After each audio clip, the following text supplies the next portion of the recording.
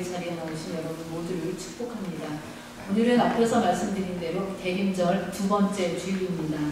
지난주 우리는 촛불을 켜고 있는데 첫 번째가 소망의 촛불이었습니다. 그리고 오늘은 평화의 왕으로 오시는 우리 주님을 기다리며 이 자리에 서 있습니다. 우리가 사는 세상을 둘러보면요, 평화보다는 갈등이, 소망보다는 절망이 크게 보일 때가 많습니다. 나라와 나라가 다투고 이념과 세대가 달라지며 우리 개인의 삶 속에서도 미움과 불공평함 때문에 신음하곤 합니다. 이러한 때에 예수 그리스도를 통한 참 평화가 우리 모두와 그리고 세계 곳곳에 임하기를 간절히 소원해 봅니다. 여러분, 우리가 사는 이 세상의 모습 어떠합니까? 우리가 내년부터 후원하기로 한 요르단 선교지를 기억하실 것입니다. 이 김재희 김인숙 선교사님은 원래 시리아에서 사역하셨었는데요. 내전으로 더 이상 그곳에서 사역할 수가 없어서 요르단과 시리아 국경 지역으로 사역지를 옮겨가지고 시리아 난민과 고아들을 섬기는 그런 사역을 하고 계십니다. 얼마 전 편지에 보니까 내전 종식 분위기로 고향에 돌아가고 있는 난민들이 많다는 그런 희망 섞인 메시지를 보내주셨었는데요. 이번 주 뉴스를 제가 이제 세계를 위해서 기도할 제목들을 찾다 보니까 이번 주 뉴스 중에 이 시리아의 내전이 다시 시작됐다는 그러한 슬픈 소식을 접하게 되었습니다. 반군이 대규모 공세로 다시 그 정부군을 공격하면서 제2의 도시로 알려진 알레포가 함락되었고요. 수많은 민간인이 또다시 공포에 떠는 그런 상황에 직면했다고 합니다. 이렇듯 지구촌 곳곳은 여전히 전쟁과 갈등, 경쟁과 분열로 가득 차 있어서 참된 평화가 어디 있나 라고 이렇게 고민하는, 탄식하는 소리가 끊이지 않게 됩니다. 사실 이러한 상황은 이사야가 활동하던 시대 역시 마찬가지였습니다. 당시 남유다라는 그러한 국가는 거대한 제국의 공포 속에 있었다라고 표현할 수밖에 없는 그런 위치에 있었습니다. 고대 근동의 패권국인 아수르는 힘을 키워서 주변국을 정복하기 시작했습니다. 그래서 북이스라엘과 남유다 이렇게 나눠진 나라 가운데 북이스라엘은 722년에 이미 멸망했고 그 칼날이 이제 남유다의 목을 겨누고 있는 그러한 상황이었습니다. 이때 하나님은 이사야를 통해서 두 가지 나무의 그림을 보여주셨는데요. 우리가 읽지는 않았지만 10장 말씀에 보면, 이사야 10장 말씀에 보면 아수르를 울창한 숲에 그렇게 비유한 것을 볼 수가 있습니다. 울창한 숲은 겉으로 보기엔 하늘을 찌를 듯 강력해 보이지만 하나님이 도끼로 한번 찍으시면 단번에 쓰러질 땔감에 불과한 그러한 숲입니다. 하나님이 그러한 것들을 이사야에게 보여주셨습니다. 반면에 11장 오늘 본문 말씀에서 이스라엘은 이새의 줄기에서 나는 한 싹으로 비유되고 있습니다. 잘려나가 죽은 것 같은 구루터기에서 돋아난 여린 새싹입니다. 밟으면 죽을 것 같고 힘이 없어 보입니다. 그렇기 때문에 사람들 눈에 보기에는 웅장한 숲인 아수르가 훨씬 더 힘있고 현실적이어 보였습니다. 구루터기에서 나는 이 작은 싹, 이스라엘의 모습은 너무 초라해 보입니다. 그러나 하나님께서는 거대한 저 제국의 힘이 아니라 잘려나간 구루터기에서 돋아난 작은 생명, 곧 메시아를 통해서 세상을 구원하고 이리와 어린 양이 함께 거하는 평화의 나라를 이루시겠다고 약속하고 있습니다.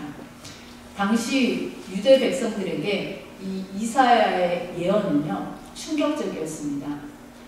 지금 눈앞에 보이는 아수르의 군대보다 보이지 않지만 약속으로 오실 메시아가 더 확실한 현실이다라고 그렇게 믿음의 도전을 주었기 때문입니다. 하나님은 가장 낮고 가장 망가진 그 자리에서 새로운 평화를 시작하십니다. 우리 그림을 보여주시면 좋겠는데요. 대림절을 맞은 우리에게 이 세상은 묻습니다. 여러분은 무엇을 기다리십니까? 어떠한 평화를 기대하십니까? 오늘 말씀을 통해서 우리 삶의 가장 낮은 곳, 가장 늦었다고 생각되는 그 자리에서 다시 시작하시는 하나님의 평화를 경험할 수 있기를 축복합니다. 첫 번째, 저희가 오늘 말씀 가운데서 생각해 볼 것이 초라하지만 충만한 능력의 왕의 말씀이 1절부터 5절에 기록되어 있습니다. 지금 저 그림 잘 보이고 계시죠?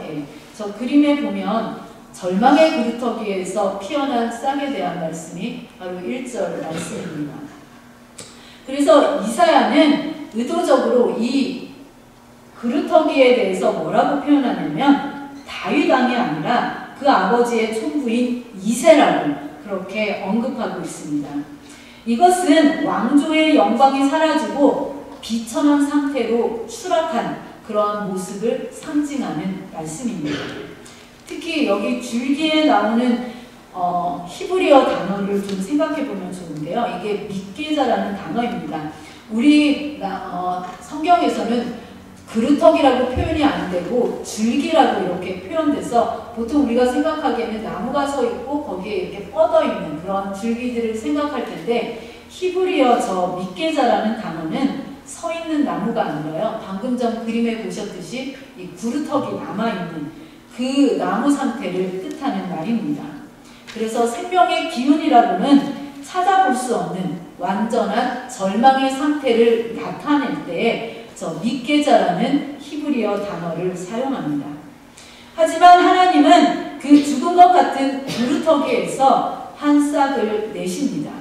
그 싹에 해당하는 단어가 호테르라는 그런 단어를 사용하고 있는데요. 이 단어는 방금 전 그림에서 보셨던 그러한 모양처럼 연하고 가냘픈 새순입니다. 이사야 53장 2절 말씀처럼 고운 모양도 풍채도 없는 초라한 모습입니다. 아무도 주목하지 않는 겉으로 보기엔 별 볼 일 없어 보이는 모습입니다. 이것이 바로 아기 예수 그리스도의 모습입니다. 예수 그리스도는 화려한 왕궁이 아닌 냄새나는 마구간 가장 낮고 천한 곳으로 오셨습니다. 그래서 세상의 눈에는 전혀 영광스럽지 않은 자리, 거기서 무슨 좋은 것이 나겠냐 싶은 그 자리에서 우리 하나님께서는 구원의 새 역사를 시작하셨습니다. 1945년에 히로시마라는 그 도시에, 일본의 히로시마죠, 원자폭탄이 떨어졌습니다. 떨어져서 이 도시는 그냥 잿더미가 되었습니다. 그 다음 그림 한번 보여주실까요? 다음 그림 보여주시면 바로 저런 상태가 히로시마 당시의 모습이었습니다. 전문가들은 이야기하기를 앞으로 75년 동안은 이 땅에 풀 한 폭이 나지 않을 것이다, 못할 것이다 라고 말을 했습니다. 모든 나무, 모든 건물이 검게 타버리고 그루터기만 남아있는 상황이었습니다. 그러니까 절망 그 자체의 모습이 바로 히로시마 그때의 모습이었습니다. 하지만 이듬해 봄에 놀라운 일이 일어났습니다. 그림에서 보여주신 대로 검게 타 죽은 줄 알았던 그루터기들 사이에서 초록빛 새순이 돋기 시작한 것입니다. 잿더미를 뚫고 올라온 그 어린 싹은 절망에 빠진 생존자들에게 다시 살아갈 수 있다라는 가장 큰 용기를 주었습니다.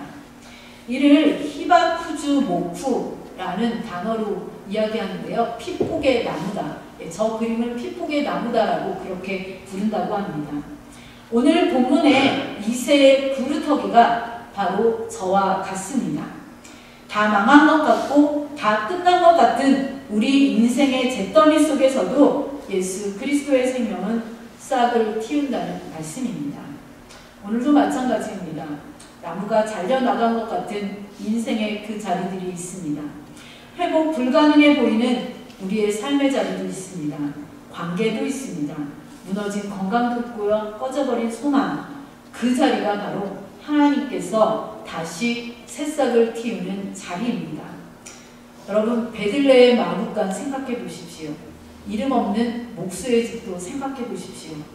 버려진 골고다 언덕의 십자가도 생각해 보십시오. 그리고 오늘 우리의 삶 가운데서 가장 비천하다고, 가장 낮아졌다고 생각되는 그 자리들, 바로 그 자리가 하나님이 역사하는 자리인데 그 낮은 곳이 언제나 하나님께서 능력으로 하나님의 일을 시작하는 곳입니다. 그래서 이 대림절은 한마디로 가장 낮은 자리에 찾아오시는 하나님을 만나는 시간입니다. 오늘 여러분의 삶 속에 이새의 그루터기 같은 자리는 어디입니까? 그곳에 다시 소망의 싹을 내실 우리 하나님을 바라보는 은혜가 있기를 축복합니다. 이 2절에서 5절 말씀에 보면요, 성령으로 충만한 메시아의 통치에 대해서 보여주고 있습니다. 이 초라해 보였던 싹에게는 놀라운 반전이 숨어 있었습니다. 바로 여호와의 영이 그 위에 강림하시기 때문입니다. 메시아에게는 지혜와 총명, 모략과 재능, 지식과 여호와를 경외하는 영이 이 메시아를 덮는다고 말씀하고 있습니다. 여러분, 예수님이 처음 공생애를 시작했을 때의 모습을 생각해 보시기 바랍니다. 예수님의 처음 사역의 시작은 혼자서 시작하신 것이 아니라 성령으로 시작하셨고 성령으로 진행되었습니다. 마찬가지로 오늘 본문에 나오는 메시아의 통치는 능력과 지혜, 거룩함으로 가득 차 있습니다. 그래서 3절부터 5절은 이 메시아의 통치가 어떠한 방식으로 이루어지는지를 잘 보여주고 있습니다. 메시아는 우리 눈에 보이는 겉모습으로 판단하지 않으십니다. 우리 귀에 들리는 소문으로 결정하지 않으십니다. 가난한 자, 겸손한 자를 공의로 심판하시는 왕이십니다. 세상의 권력을 생각해 보면요, 대개 강자의 편을 들게 됩니다. 그래서 이 땅에서 힘없는 자들, 그런 사람들은 억울한 일을 당하게 되고 약자들이 눈물을 흘리게 되는 세상이 바로 우리가 살아가는 세상의 모습입니다. 그러나 메시아는 다르다고 말씀합니다. 메시아는 하나님의 기준인 공의와 정직으로 다스립니다. 그래서 예수님의 통치 아래에서는 바로 숨겨진 눈물들이 주목을 받고 가난한 자, 낮은 자가 보호를 받게 됩니다. 예수님께서 이 땅에서 하신 사역이 그렇습니다. 병든 자를 고쳐주셨습니다. 그 땅에서 죄인이라도 아무도 그들을 받아주지 않는 그러한 죄인들을 용납하셨고 마음이 상한 자를 위로하셨고 포로되어서 갇힌 자들을 해방시켜 주셨습니다. 이것이 바로 하나님 나라 통치의 방식으로 약한 자를 향한 하나님의 공의입니다. 사랑하는 여러분, 여러분은 어떠한 기준으로 사람을 보십니까? 겉모습과 스펙, 소문으로 판단하고 있지는 않으십니까? 혹 내 안에 아수르의 눈으로 사람을 바라보고 있지는 않습니까? 아니면 메시아의 눈, 예수님의 눈으로 사람을 바라보고 있습니까? 이 대림절은 공의의 왕을 기다리는 시간입니다. 그분의 공의로운 통치가 우리 가정 또 우리 교회 안에 먼저 임하게 될 때에 비로소 억울함이 줄어들고 진정한 질서와 평화가 시작하게 되는 것입니다. 따라서 우리 교회 안에 또 우리 가정 안에 왕 대신 예수 그리스도의 공의로운 통치가 임하시기를 축복합니다.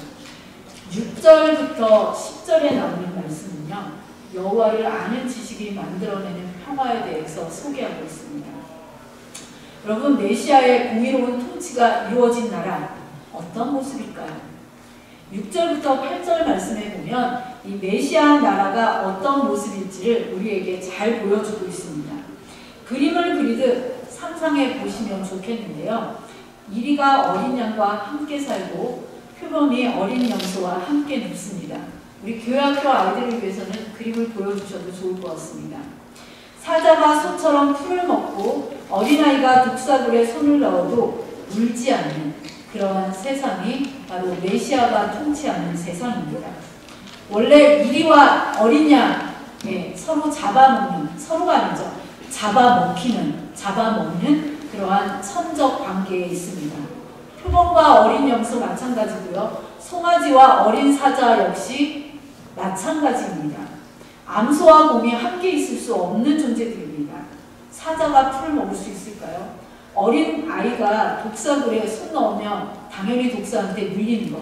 그것이 바로 우리가 살아가는 세상인데 이러한 상식적으로 불가능한 그러한 장면을 하나님께서는 메시아의 나라다, 하나님이 다스리는 나라라고 설명하고 있습니다.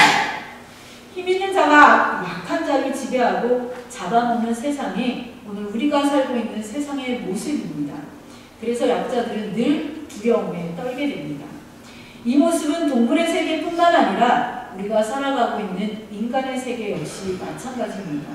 그런데 이런 모든 약육강식이 사라지고 강자가 약자를 잡아먹지도 않고 서로를 위협하던 관계들이 함께 있는 그러한 관계로 회복하게 된다고 말씀합니다.